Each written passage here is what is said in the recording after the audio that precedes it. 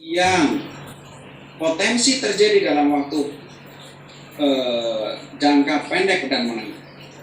Ya, ini mesti kita lihat dengan kiai-kiai di Jawa Timur.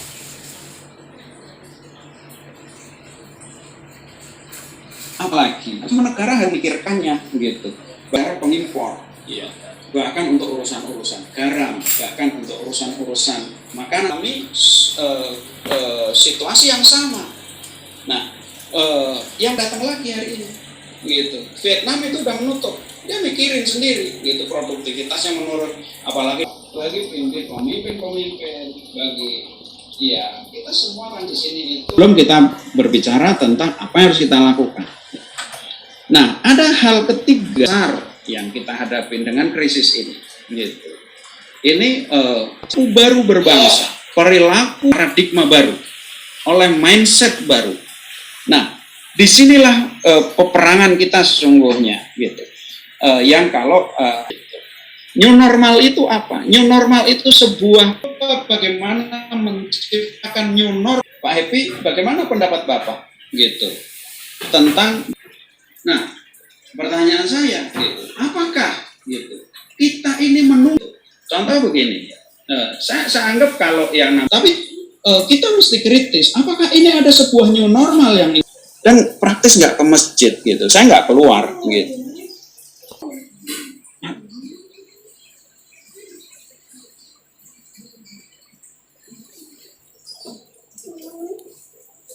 Gimana kita ini gak suka? Minggu kedua kita masih nanya, minggu ketiga kita masih gelisah, minggu keempat nggak nanya, oh nggak ada masjid gitu, nggak ada azan, oh belum. Makin lama kita lupa kalau ini hari Jumat gitu. Nah, ini sangat berbahaya gitu. Hal-hal seperti ini akan banyak terjadi. Nah, maksud saya di sisi yang lain ini sebuah peluang besar gitu. Freeport, Anda nggak ngurus UMKM, Anda nggak ngurus ekonomi Indonesia. Kenapa? Karena Indonesia ekonominya ekonomi UMKM, gitu. 90% yang ada di Indonesia itu adalah UMKM, itu diserap oleh UMKM, gitu. Jadi, gitu. Naif rasanya kalau kita itu berbicara yang lain, nilai-nilai yang diabsorb dari nilai-nilai Islam. Saya rasa terima kasih. Assalamualaikum warahmatullahi wabarakatuh. Pak Epi, terima kasih banyak atas pemaparannya. Berikutnya kita akan mendengarkan pemaparan dari, nah ini dia, ya, dari Ustadz Irfan Saukibek. Ustadz Irfan, Assalamualaikum. Waalaikumsalam warahmatullahi wabarakatuh. Nah, sehat, Ustadz? Ya, alhamdulillah sehat. Ustadz, saat ini kita tidak dapat memungkiri bahwa COVID-19 menimbulkan dampak sosial yang sangat luas. Tadi kami sampaikan gelombang PHK, munculnya kemiskinan yang mendadak di setiap level masyarakat, wabil khusus menengah ke bawah. Nah, menurut Ustadz sendiri, bagaimana pandangannya ya sebagai salah satu, kan Ustadz ini leader dalam sebuah organisasi yang kelas dunia di Basnas itu. Saya banyak sekali mendapatkan penjelasan dari Ustadz waktu kuliah dulu, waktu di Pasca Sarjana Wika, ternyata Masya Allah, Basnas ini kan salah satu lembaga dunia dan banyak diakui kiprahnya wabil khusus di level Indonesia dan juga prestasinya di level dunia. Nah, bagaimana sebagai seorang leader di Basnas menyikapi kondisi tersebut dan bagaimana kira-kira peranan dan kontribusi apa saja yang dapat dilakukan lembaga filantropi wabil khusus Basnas dan juga mungkin seperti sahabat subuh dan elemen-elemen bangsa yang lainnya. Silakan. Ya. Terima kasih Kang Alam. Bismillahirrahmanirrahim. Assalamualaikum warahmatullahi wabarakatuh. Waalaikumsalam warahmatullahi wabarakatuh. Alhamdulillahillazi arsala rasulahu bil huda wa dinil haq yuzhirahu 'ala dini kullihi wa kafa billahi syahida. Asyhadu an la ilaha illallah wa la syarika lah wa asyhadu anna Muhammadan abduhu wa rasuluhu la nabiyya ba'da amma ba'd. Yang saya hormati Ayahanda Pak Kiai Didi Nasiruddin, yang saya hormati Pak Happy Tenggono, Pak Hendri Tanjung, Ahmad Dalam, Bapak Ibu yang dimuliakan oleh Allah Subhanahu wa Ta'ala. Memang situasi kita kali ini tadi sudah banyak diulas oleh Pak Happy Tenggono. bahwa memang situasi hari ini adalah situasi yang barangkali kalau kita bandingkan dalam 2 dekade terakhir, ya, atau bahkan dari sejak 98, ini adalah kondisi krisis yang paling berat, situasi yang sangat berat yang pernah dihadapi oleh bangsa kita. Dan ya apa jangan lupa yang juga jangan dilupakan adalah ancaman bencana alam. Ya. Jangan lupa di beberapa daerah beberapa hari terakhir ini kan juga ada yang mengalami bencana. Kan lalu di Aceh misalnya itu ada banjir bandang misalnya. Jadi potensi itu tentu dalam menghadapi kondisi yang ada ini, saya kira salah satu potensi yang menurut saya saatnya juga untuk kita terus optimalkan ini antara lain adalah Zaidin sudah menyampaikan terkait dengan ekonomi zakat Islam, umat Islam ini, ya, tapi juga secara sosial ekonomi memang dia memiliki potensi yang sangat besar. Yang ini kalau bisa kita manfaatkan akan sangat, dan bagaimana kita memperbaiki situasi dan kondisi. Dan kalau kita merujuk kepada kanan, ya, ketika masa Makkiyah berada di bawah embargo ekonomi yang sangat luar biasa, kemudian isolasi sosial yang sangat dahsyat, ya. Jadi ini sangat menarik, ya, bahwa ternyata dalam situasi-situasi yang sulit, ya, cara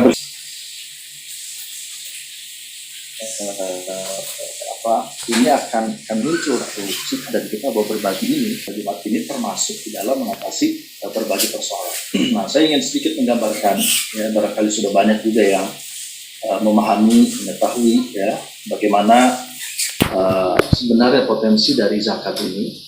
Ya, sedikit menampilkan sekedar data saja, ya, bahwa potensi zakat ini sangat luar biasa. Ini riset di 2019, ya, sekitar 233,8 triliun, dan di antara itu yang paling besar adalah potensi zakat penghasilan profesi, ya, 129 triliun. Nah, ini juga mungkin PR nih, Pak Happy Trimono, bagaimana potensi zakat perusahaan milik umat, artinya insentif pajak di sini menjadi pengurang pajak langsung. Itu insentif, itu bisa untuk kita melakukan data growth year on year pada periode yang sama April 2019 dengan April 2020, walaupun ada lembaga zakat yang bermasalah. Artinya apa? Bisa segera harus kita terus luruskan karena ternyata umat punya potensi. Apa namanya dalam situasi seperti ini, ya, di antara resources ini adalah zakat.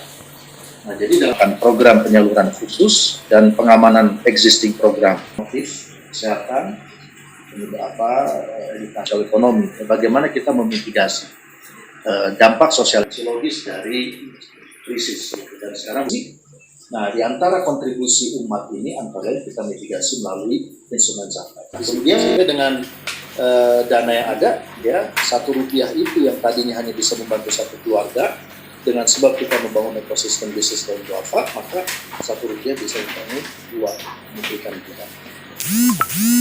Nah, lihat bagaimana literasi pemahaman mengenai konsepsi zakat. Kan banyak yang menganggap yang terbaik bayar langsung ke mustahik, ya, itu justru kami.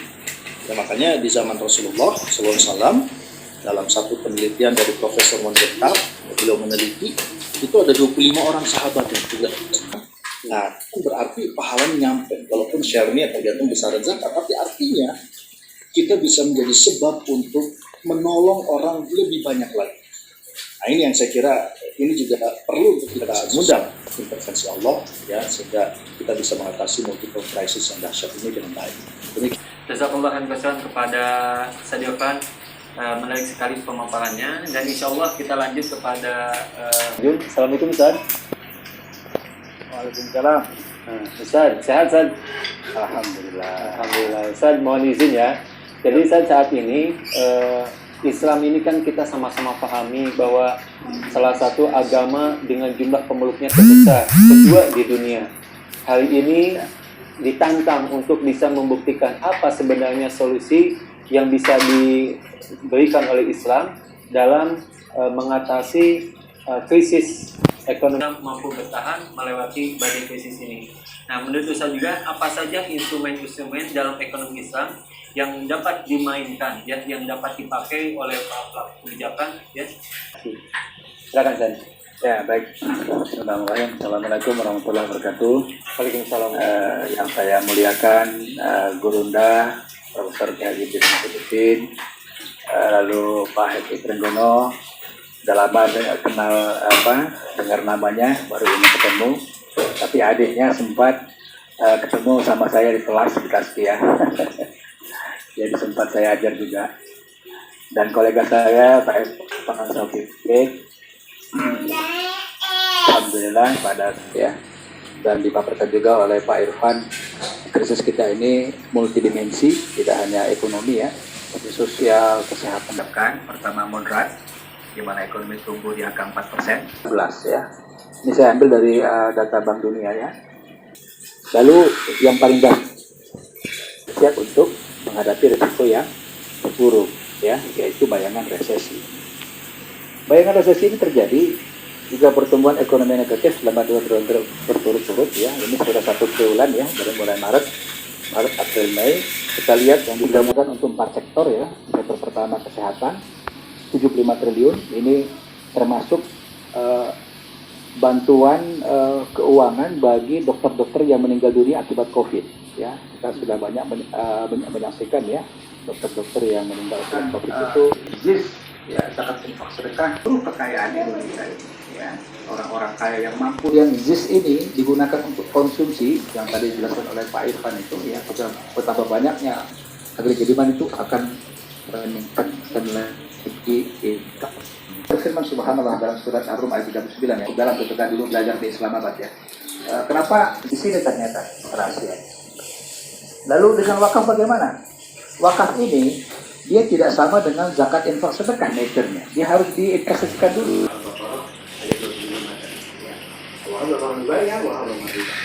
Nah, ketika kita melakukan investasi, wakaf itu kemudian dia tidak riba, maka dia otomatis akan meningkatkan stabilitas iman dan sisi iman, dan dia bisa meningkatkan stabilitas iman. Sehingga kedua-dua ini ya, investasi yang luar biasa dari wakaf ini akan meningkatkan dua-duanya, kemudian akan kedua-duanya akan meningkatkan tingkat output dan kekayaan. Amin. Ya. Inilah kalau kita lihat bagaimana satu ayat saja apabila kita gali secara makroekonomi ya, itu luar biasa dampak. Ya. Makanya kemudian dari program wakaf ya, saya bertugas di Badan Wakaf Indonesia sekarang itu berusaha bagaimana kita menyelesaikan investasi. Nanti ada penjelasan bagaimana program wakaf kita. Ya. Nah, jadi ini gambarannya ya. Lalu untuk lebih detail, ini saya tulis buku ini model yang tadi, model ini saya buat model matematiknya, model matematiknya. Ya, ini saya sampaikan. Jadi dan model matematik itu saya buat di sini. Ya, saya buat di dalam buku ini. Ya, terlihat sebagai Islam adalah wakaf atau wakaf atau wakaf. Ya. Jadi ini sudah menjalankan wakaf cukup dari kedua, dari pertama sudah upload, yang ke 50 miliar, namanya wakaf cukup. Ya, ini artinya wakaf kita sifatnya sementara, wakaf itu diberikan cukup, lalu kemudian hasil imbal hasilnya yang disedekahkan. Nanti setelah 5 tahun dan minimal itu kemudian uang akan kembali untuk kesejahteraan. Nah, di CMLS seri kedua ini, ya. Tapi sementara yang namanya UKM itu tidak bisa bersaing. Kenapa? Karena lahannya kecil-kecil gitu. Ya, kecil tidak mungkin bisa bertanding dengan pengusaha-pengusaha besar yang penguasaan lahannya 1 bilik aja 7.000 hektar gitu. Ya. Nah, oleh karena itu kita bisa menginisiasi ya 4,5 juta hektar. Itu dari saya. Artinya apa? Cuma kecil-kecil untuk hektar 2 hektar, 3 hektar, 6 hektar yang bisa bersaing. Lalu apabila ini kemudian kita bentuk menjadi katakan stadion kawasan itu 1.000 hektar, maka akan tercipta 4.500 koperasi tinggal seluruh Indonesia. Ya, seperti konsumen. Arahnya bagaimana kita meningkatkan kategori di tengah-tengah anggota kita, ya, dengan bentuk grosir dan juga ya. Itu ketika itu saya ke Jerman dan oleh-oleh dari Jerman saya tulis artikel ini, ya. Itu dari pada abad ke-18 Jerman itu mengalami kelaparan, ya. Wali kota Jerman saat itu Friedrich Wilhelm Reich itu prihatin. Lalu apa? Lalu dia hanya dapat diatasi oleh sedikit itu sendiri. Ini sedikit membutuhkan uang secara bersama-sama dan kemudian mematikan. Tidak harus bilang tujuan Penyaluran zakat ini kan dalam konteks Indonesia kita ada dua batasan ya. Pertama adalah ketentuan syariah, yang kedua adalah positif, di mana kita punya Undang-Undang 23 2011 tentang bank zakat, kita punya peraturan dan kita juga sunnah Rasulullah SAW. Kalau Quran sudah ditegaskan mengenai 8 asnaf, sehingga untuk zakat itu tidak boleh keluar dari syarat-syarat sebagai mustahil. Ya. Maka kita lakukan, ya, di bahasa ini kita punya database untuk yang program existing yang sudah berjalan, dan juga kita punya